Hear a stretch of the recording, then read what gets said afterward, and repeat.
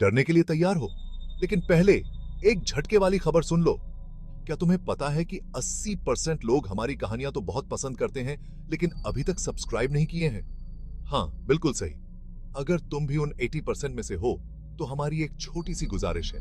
बस नीचे स्क्रॉल करो और सब्सक्राइब बटन दबा दो, और साथ ही बेल आइकॉन भी दबा दो, ताकि हमारे नए डरावने अपलोड्स कभी मिस ना हो।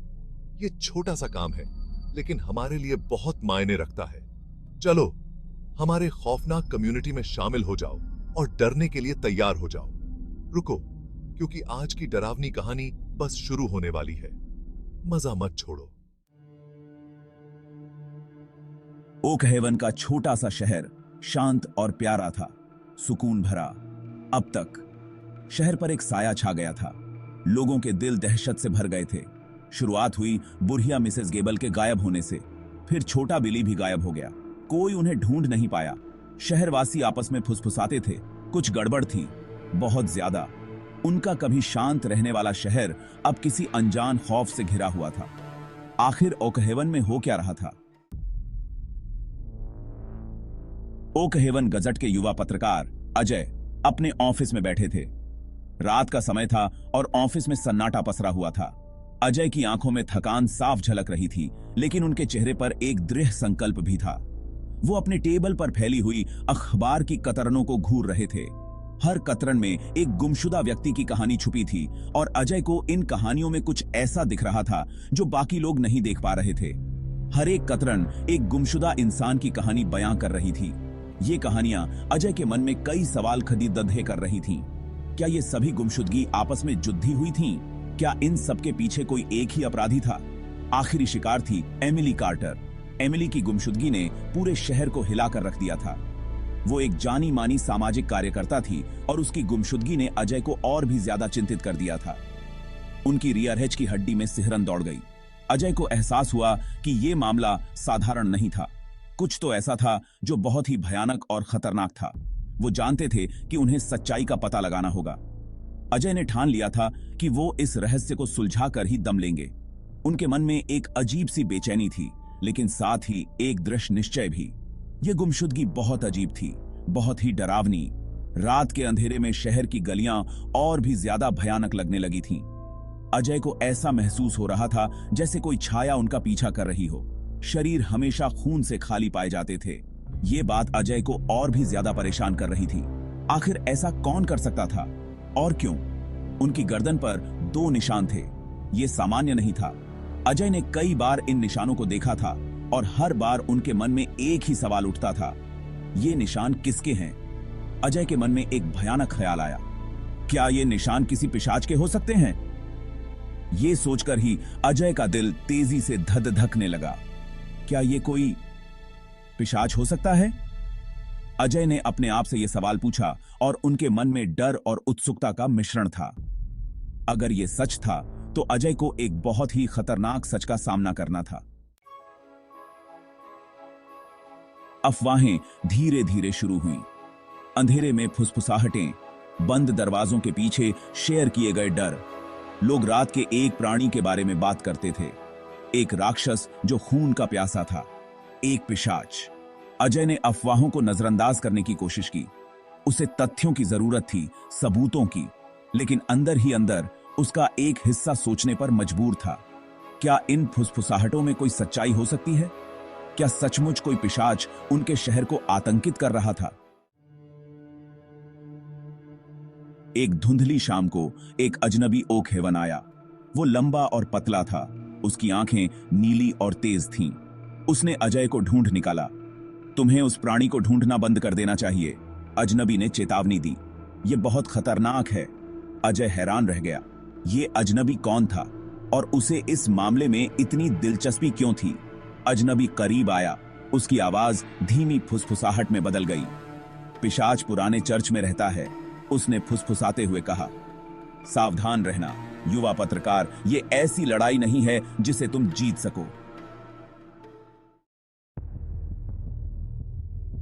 भाग 5, चर्च का साया। पुराना चर्च ओक हेवन के ऊपर एक पहाड़ी पर खड़ा था। यह चर्च कई सालों से वीरान पड़ा था, और अब यह एक भूतिया जगह के रूप में जाना जाता था। वो एक जर्जर इमारत थी, उसकी खिड़कियां बंद थीं, उसके दरवाजे बंद थे। ऐसा लगता था जैसे यह इमारत अपने अंदर कई रहस्य छुपाए हुए है। अजनबी की चेतावनी अजय के दिमाग में गूंज रही थी। उस चर्च के पास मत जाना, उसने कहा था। वहां कुछ ऐसा है जो तुम्हारी कल्पना से परे है। वो जानता था कि उसे नहीं जाना चाहिए, लेकिन उत्सुकता और अपने शहर की रक्षा करने की जरूरत उसके अंदर जल रही थी। अजय ने अपने कदमों को रोकने की कोशिश की, लेकिन उसका दिल उसे आगे बढ़ने के लिए मजबूर कर रहा था। जैसे ही सूरज डूबने लगा, शहर पर लंबी परछाइयां पड़ने लगीं। अजय चर्च के पास पहुंचा। उसकी छाया भी लंबी हो गई थी, जैसे कि वह भी उस रहस्य का हिस्सा बन गई हो। उसने महसूस किया कि उसकी रीरज की हड्डी में ठंडक दौड़ गई। यह ठंडक सिर्फ मौसम की नहीं थी, बल्कि एक अजीब सी डरावनी भावना थी जो उसके अंदर घर कर गई थी। हवा भारी, घुटन भरी हो गई। ऐसा लग रहा था जैसे पूरा वातावरण उसे रोकने की कोशिश कर रहा हो। वो जानता था कि वो खतरे में है। हर कदम के साथ उसका दिल तेजी से धड़कने लगा। उसे ऐसा महसूस हो रहा था जैसे कोई उसे देख रहा हो, लेकिन उसे सच्चाई जाननी थी। वह जानता था कि अगर उसने इस रहस्य को नहीं सुलझाया तो यह हमेशा के लिए उसके दिमाग में गूंजता रहेगा। अजय ने अपने डर को पीछे छोड़ते हुए चर्च के दरवाजे की ओर कदम बढ़ाया। भाग 6। आमने सामने। अजय ने सावधानी से चर्च के चरमराते दरवाजों को धक्का दिया। धूल के कण खिड़कियों पर लगे तख्तों के बीच से आती हुई धुंधली चांदनी में नाच रहे थे। सड़ांध की गंध हवा में भारी थी। उसने अंदर कदम रखा और फिर उसने उसे देखा। एक काली परछाई वेदी पर एक ताबूत के ऊपर झुकी हुई थी। वो लंबी और पतली थी, बिल्कुल अजनबी की तरह। लेकिन इस परछाई में कुछ ऐसा था जो अजनबी में नहीं था। चमकती हुई लाल आंखें जो अजय की आत्मा में उतर गईं। पिशाच। भाग 7। अंधेरे के खिलाफ उजाला। पिशाच फुंकारा, अपने नुकीले दांत दिखाते हुए। उसकी आंखों में एक भयानक चमक थी जो किसी भी इंसान को डराने के लिए काफी थी। अजय का दिल उसकी छाती में जोरों से धड़क रहा था। वो जानता था कि उसे जल्दी से काम करना होगा। उसकी सांसें तेज हो गईं और उसके हाथ पसीने से तर हो गए। डर ने उसे जकड़ लिया था, लेकिन उसे हिम्मत दिखानी थी। उसे पिशाचों के बारे में पढ़ना याद आया, उनकी कमजोरियों के बारे में, सूरज की रोशनी और क्रॉस। उसने उन किताबों में पढ़ा था कि पिशाचों को क्रॉस और सूरज की रोशनी से डर लगता है। ये जानकारी अब उसकी सबसे बड़ी ताकत थी। अजय ने बेतहाशा अपनी जेबें टटोली। उसे एक छोटा सा चांदी का क्रॉस मिला जो वो हमेशा किस्मत के लिए अपने पास रखता था। उसकी उंगलियां कांप रही थीं, लेकिन उसने क्रॉस को मजबूती से पकड़ा। उसने उसे पिशाच की तरफ उठाया। प्राणी पीछे हट गया, दर्द से फुंकारते हुए। पिशाच की आंखों में गुस्सा और दर्द साफ झलक रहा था। अजय ने महसूस किया कि उसके पास एक मौका था। तुम्हारी हिम्मत कैसे हुई मेरा सामना करने की? वो गरजा। तुम इसकी कीमत चुकाओगे। पिशाच की आवाज में एक भयानक गूंज थी जो अजय के कानों में गूंज रही थी। लेकिन अजय ने अपने डर को काबू में रखा और क्रॉस को और भी मजबूती से पकड़ा। उसने सोचा, यह मेरी आखिरी उम्मीद है, मुझे हार नहीं माननी चाहिए। भाग 8। सूर्योदय, सूर्यास्त। अजय जानता था कि वो पिशाच को हमेशा के लिए नहीं रोक सकता। उसे सूरज की रोशनी में ले जाना था। वो क्रॉस को ऊपर उठाए हुए प्रवेश द्वार की ओर पीछे हटा। पिशाच उसकी ओर बढ़ा। उसकी आंखें गुस्से से जल रही थीं।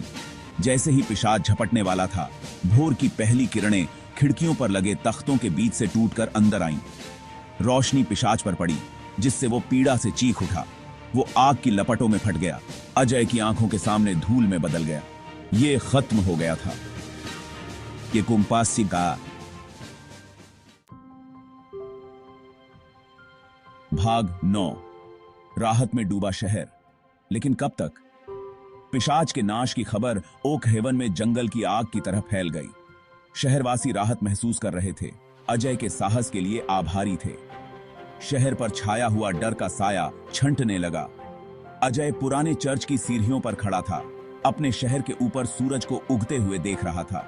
उसने अपने डर का सामना किया था और ओकहेवन को बचाया था, लेकिन उसके मन में एक सवाल बार बार उठ रहा था। क्या पिशाच सचमुच चला गया था या वो फिर से उठ सकता था? भाग 10। किंवदंती बाकी है। ओकहेवन में जीवन धीरे धीरे सामान्य हो गया। पिशाचों की फुसफुसाहटें किंवदंती में बदल गईं, लेकिन कभी कभी देर रात जब हवा पेड़ों से टकराती थी तो लोगों को ओकहेवन के पिशाच की कहानी याद आती थी और वो सोचते थे, क्या वो प्राणी सचमुच चला गया था या वो इंतजार कर रहा था परछाइयों में छिपा हुआ फिर से उठने के सही मौके का। पिशाच की किंवदंती जीवित रही, इस बात की याद दिलाती हुई कि अंधेरा सबसे छोटे, सबसे शांत शहरों में भी छिपा हो सकता है।